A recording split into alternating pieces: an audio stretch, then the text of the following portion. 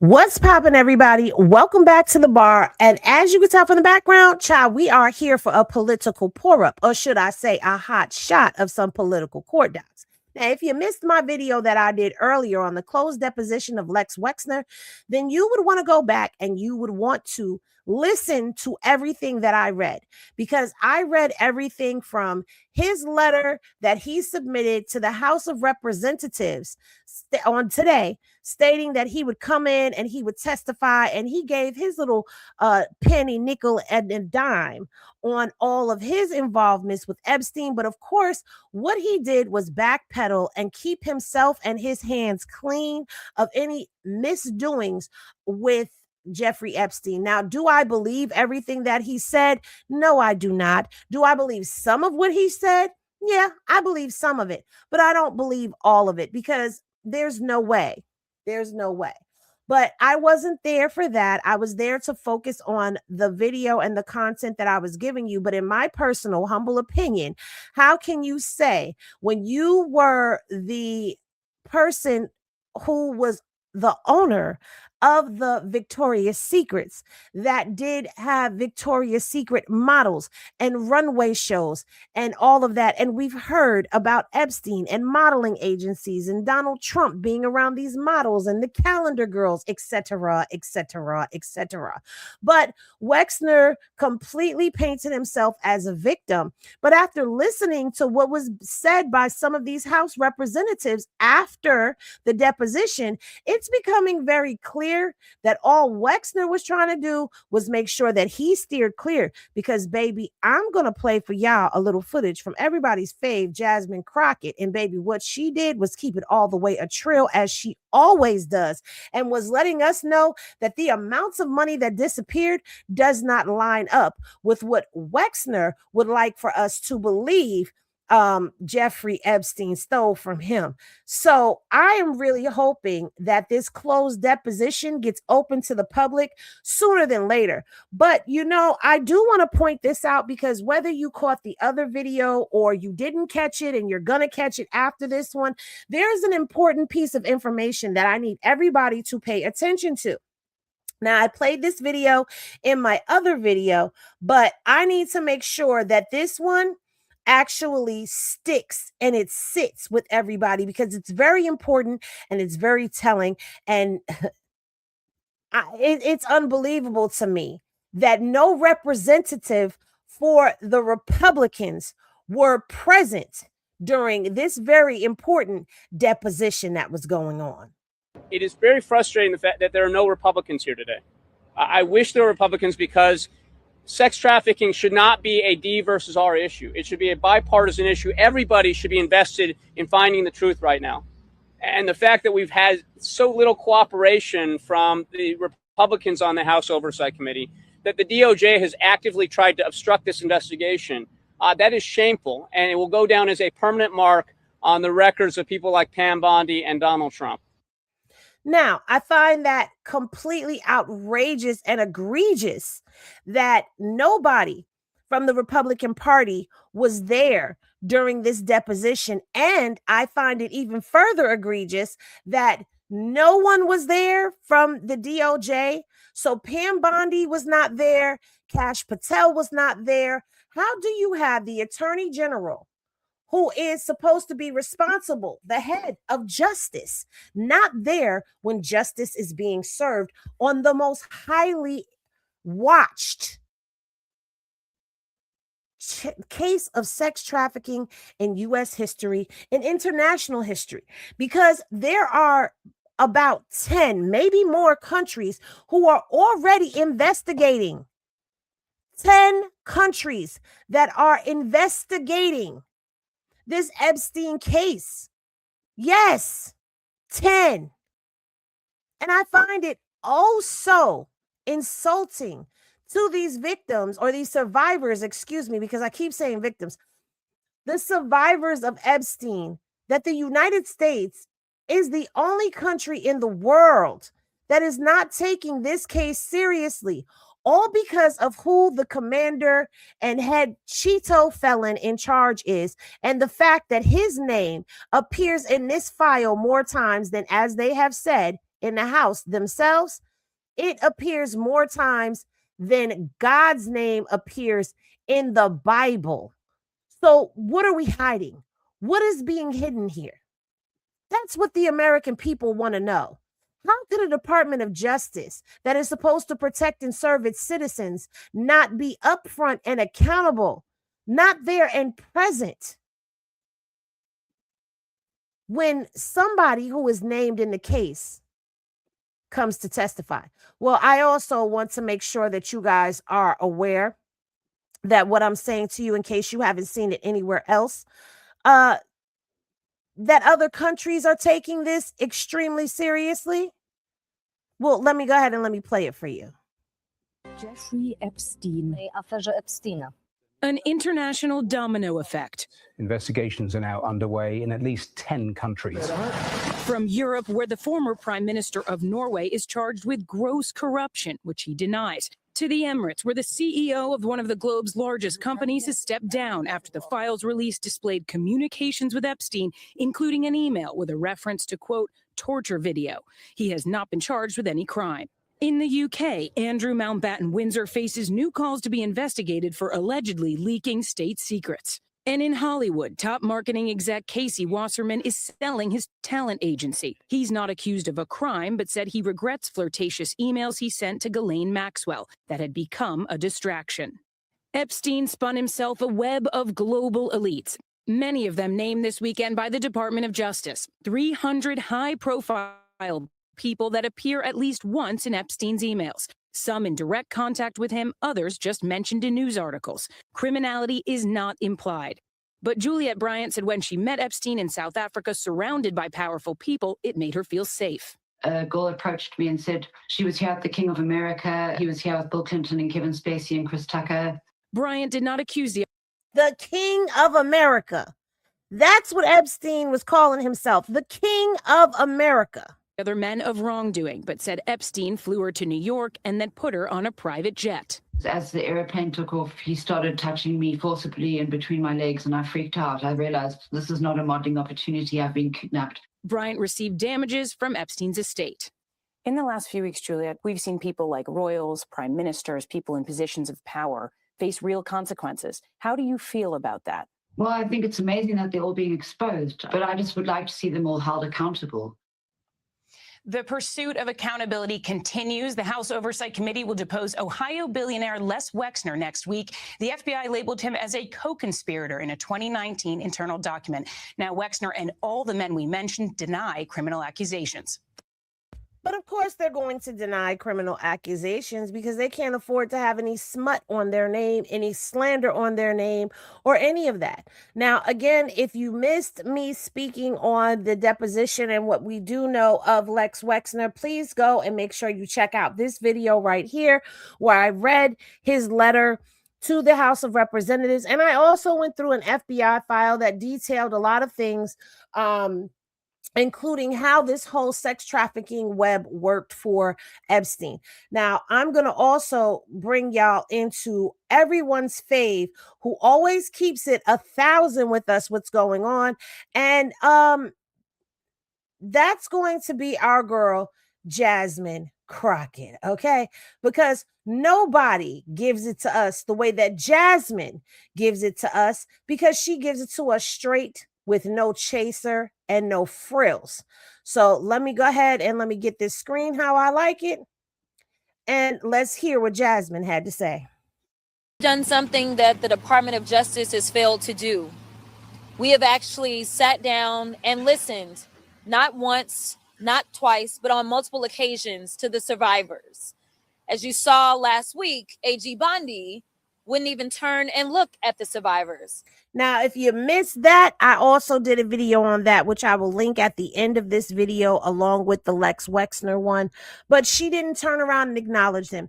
Pam Bondi only acknowledged them in her opening speech by saying that she was sorry about what happened to these girls, or these women, excuse me, at the hands of Jeffrey Epstein, but she never apologized to them for the way that the Justice Department has dropped the ball. Okay, not just her, but Kash Patel has dropped the ball as well, because during that oversight hearing with Pam Bondi, not one victim, not one survivor has sat down with this Department of Justice at all. But here they have sat down with the House of Representatives. This is some shameful shit. Let alone allow her DOJ to do their job, which is to investigate. So here we are as the legislative branch doing our jobs and trying to do oversight. Doing their job as the legislative branch, not the justice branch, not the judicial branch, the legislative branch, where bills and laws get passed. Let me tell you, the survivors have said over and over and over, follow the money. That was the one thing that they told us, as well as their attorneys, follow the money. And that is true. In this case, you have to follow the money, because Epstein, he had his hands in so much. But let me take you over here to this letter, and let me just show you the names that were mentioned. You have Eli D. Rothschild. I think I called him Ellie. Eli D. Rothschild was mentioned, and he was a person who gave a reference for Epstein, for him to be willing, for him to be able to work with Lex Wexner. And Eli Rothschild gave this good word because of some work that Epstein had done for his family. Not only that, Epstein was also he was on the Trilateral Commission and was a trustee for the Rockefeller University. And in Lex Wexner's own words, he said, I experienced what seemed to be random chance encounters, probably orchestrated by Epstein, with prominent individuals who said they knew Epstein. Over the course of many years, he carefully used his acquaintance with important individuals to curate an aura of legitimacy that he then used to expand his network of acquaintances and apparent credibility even further. But he also talked about how Epstein was connected to all of these people, from the music industry to politicians to presidents of universities and all of that. This is all in a document. So I read all of this in that previous video. So y'all go back and make sure that y'all listen to it all. Well, we're following the money. But I'm going to be perfectly honest with you and tell you that we are running into dead ends at this moment. On yesterday, I was asked about this particular deposition and what I anticipated I would hear. As a trained attorney and litigator, once they told me he wasn't taking the fifth, I thought that the record would be full of I don't remembers. I will tell you that once this record comes out, you will see that you most likely will be left with more questions than answers. It is almost inconceivable to be missing the amounts of money that are missing, and somehow Mr. Wexner have no idea. Now, I already had a feeling that it wasn't no small itty bitty penny winny type of money that was missing from Lex Wexner, especially if he's saying that he built his fortune off of stealing from Lex Wexner. I don't believe that he stole that much money from Lex Wexner. Do I believe he stole some money? Yes. Do I believe he was a con man? Yes. But do I believe that Lex Wexner's hands are completely clean? Absolutely not. I don't. And Jasmine is going to explain to you why his hands are not completely clean. The thing that I want you to pay attention to, because again, as a trained litigator, think about some of the themes that we keep hearing. We know that there were supposedly these fraudulent modeling agencies that were set up all over the country, and girls would go in thinking that they were going to get their chance at modeling. Victoria's Secret. We know Victoria's Secret was known specifically for their fashion shows. We know that there are reports of girls that went in thinking that they were potentially going in to model. These are not coincidences. There's two things that have been clear, is that there were always young girls seemingly looking for an opportunity to model, and there were always rich and powerful people on the other side, dangling a carrot, saying, I will give you the life that you're seeking. And this is true. And this is what we're hearing. This sounds very reminiscent of the Diddy case. Now, I know a lot of y'all don't want to hear that, but it is a fact. This sounds very much like the Diddy case all over again. Dangling a carrot in front of people to take advantage of them.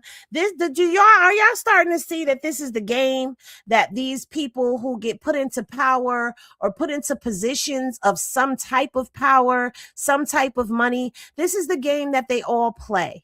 But the crazy part about all of this is when following the money, they are running into dead ends because you are talking about elites. You're talking about Rockefellers, Rothschilds, JP Morgan Chase, the Morgan family. They are not going to be willing to come and depose. And if it is true, all of the rumors that be said, I believe it, because these are people who actually mastered the art of monopoly in a time before the U.S. had no monopoly laws. They are considered to be the founding fathers of America because of the way that their families contributed and built this country off of their inventions and power and corruption. It's all corruption. Okay. This man was entangled with politicians, with people around the globe, royals, all of that.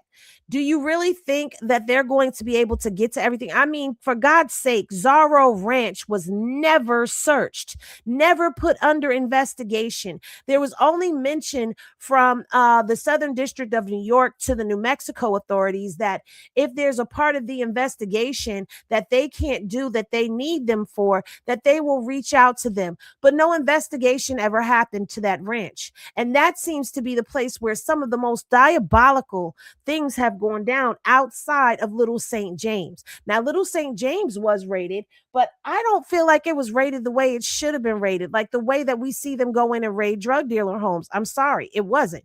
I don't understand why none of these properties were seized. Why was Little St. James sold? Why was Zorro Ranch brought by somebody who is allegedly a part of the Donald Trump camp? Like, come on, there's a lot that's going on here, and the whole world is watching.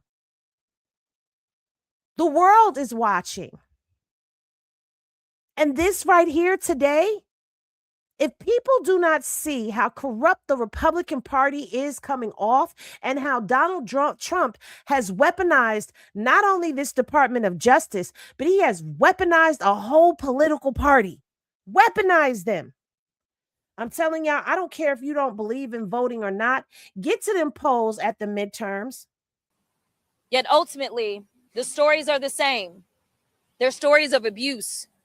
They're stories of trafficking at the highest level. And I will tell you one thing that was remembered for sure was when asked about Donald Trump and Epstein and whether or not they had been in the same room and what that looked like. He didn't quite remember, but he imagined that, yes, that possibly happened because he did remember that Donald Trump also would like to show up to the Victoria's Secret runway shows. Now, that was a little odd to him, he said, because Donald Trump was not engaged in fashion whatsoever. He wasn't engaged in fashion, but he was engaged in grabbing them by the pussy. But he does recall that. He also said something that I feel like we've heard over and over and over, which is that Epstein liked to drop people's names. So he'd imagine that that may have been one of the names that he dropped. Listen, I want the American people, but more specifically, I want the survivors and anyone who is struggling right now to know that we see you, we feel you, and we are fighting for you. We will not stop. If Mr. Wexner is honest about his intentions in helping us, then we're asking him, if he doesn't remember, then go ahead and turn over all of your financial records because we need to follow the money because that is exactly what the survivors told us to do. And we know that the Department of Justice is either inadequate, or just not interested in doing justice as it relates to this particular scenario?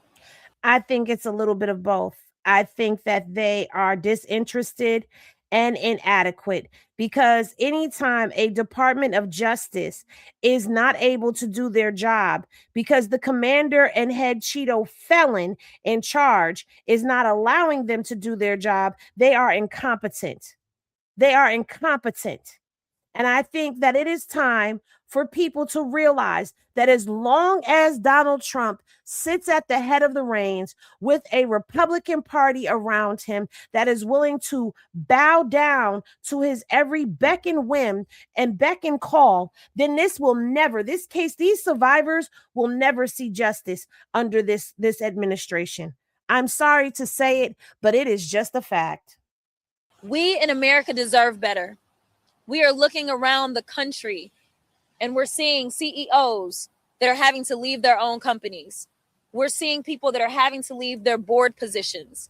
We're seeing princes being dethroned. We're seeing all kinds of stuff everywhere except for right here at the highest levels of federal government. Whether we're talking about Donald Trump himself or whether we're talking about Secretary Lutnick, and the list goes on. We deserve better in this country, and we will get it. Well, that is what Jasmine had to say about that.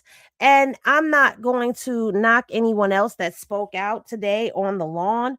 But what I am going to say is she gave us the most compelling and, to me, the most honest, if you ask, answers to everything. And I really am looking forward to this Lex Wexner deposition being released to the public, because, baby, we are definitely going to dig our hands all into that, okay? All into it. So, y'all, let me know what y'all think about all of this down in the comment section below, because at the end of the day, I'm going to say this. Anyone that comes in there to be deposed, they're not going to come in there and they're not going to incriminate themselves and put themselves into any situation. Now, I haven't heard the survivors say anything about Lex Wexner doing anything that was off kilt, but you were still around. And I don't feel he was being 100% honest, if I'm giving my honest opinion on the video that I did earlier. But one thing that you have to realize about me is, with this political stuff, I try to keep some of my opinions to myself and just give y'all the straight facts as they are on the paper. But I agree with everything that Jasmine has said. And I'm interested to hear the rest of it. And it's crazy that Donald Trump came up in his deposition. It's crazy that Donald Trump came up in his deposition, because I'm interested in hearing how many times Donald Trump's name is going to come up in anybody else's deposition. But y'all, again, don't forget to like, comment, and subscribe. Hype the video if you can, and I will definitely see y'all in the next one.